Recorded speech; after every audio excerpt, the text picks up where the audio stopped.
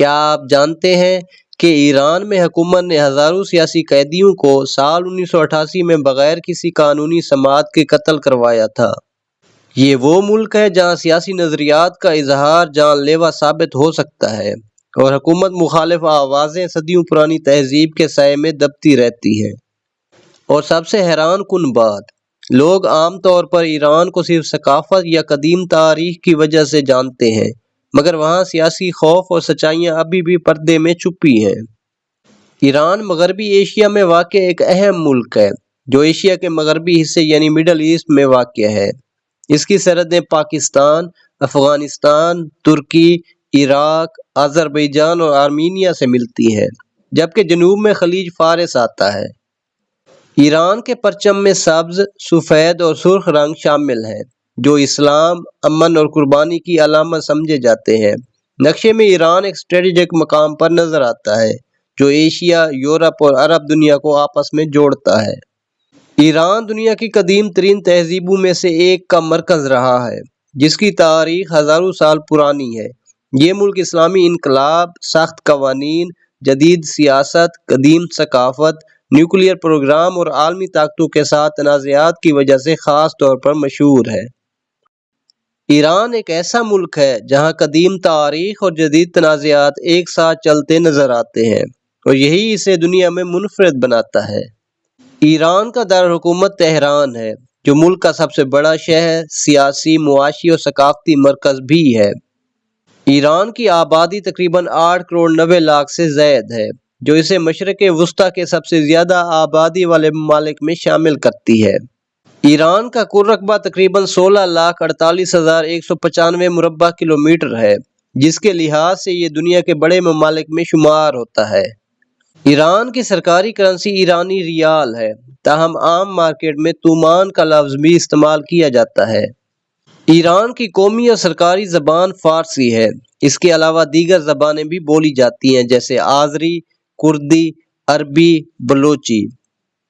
ایران دنیا کی قدیم ترین تہذیبوں میں سے ایک کا گہوارہ رہا ہے۔ یہاں ایلامی، میڈی اور ہخامنشی تہذیبیں پروان چڑھی جنہوں نے قانون، حکومت اور ثقافت کی بنیادیں رکھی۔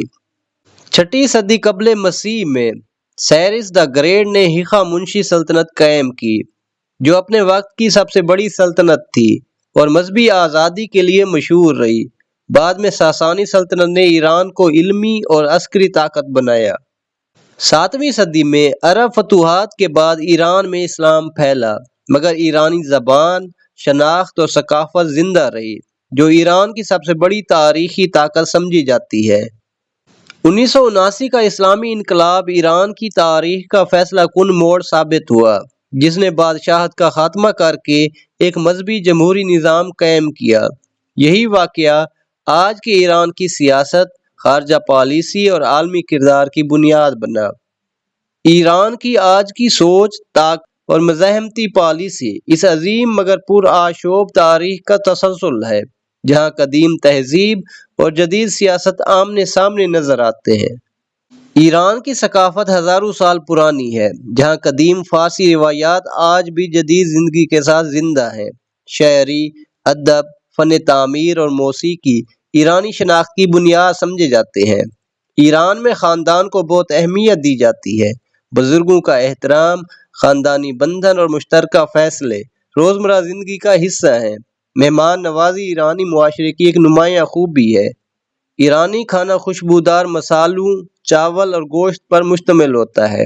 چائے پینا، شاعری سننا اور دوستوں کے ساتھ وقت گزارنا عام عادات میں شامل ہے۔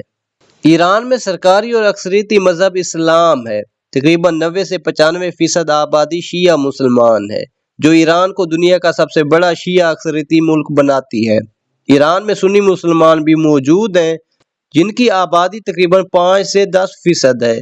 یہ زیادہ تر سرحدی علاقوں میں آباد ہیں اور اپنے مذہبی عقائد پر عمل کرتے ہیں۔ ایران میں ایک قدیم مسیحی برادری بھی پائی جاتی ہے، خاص طور پر آرمینی اور آشوری عیسائی جو صدیوں سے یہاں رہ رہے ہیں۔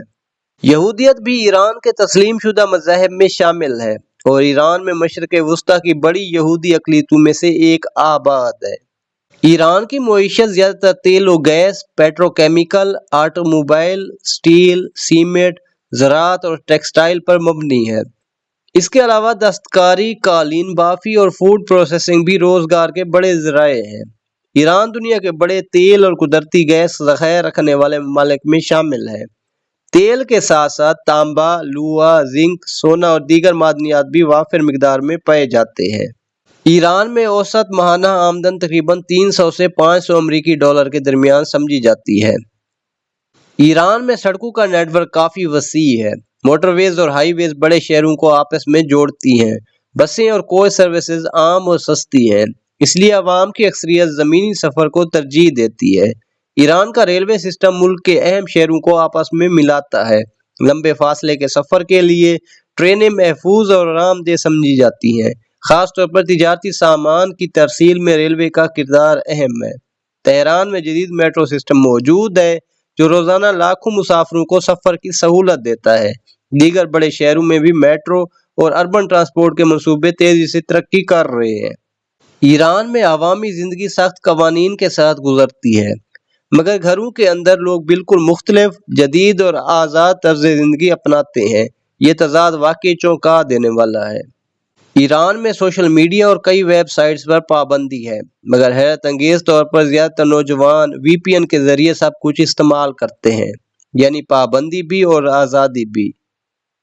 ایران کی یونیورسٹیوں میں خواتین کی تعداد مردوں سے زیادہ ہے، حالانکہ بیرونی دنیا ایران کو خواتین کے لیے صرف پابندیوں کا ملک سمجھتی ہے۔ ایران میں انتخابات تو ہوتے ہیں، مگر اصل طاقت چند مخصوص اداروں کے پاس ہوتی ہے۔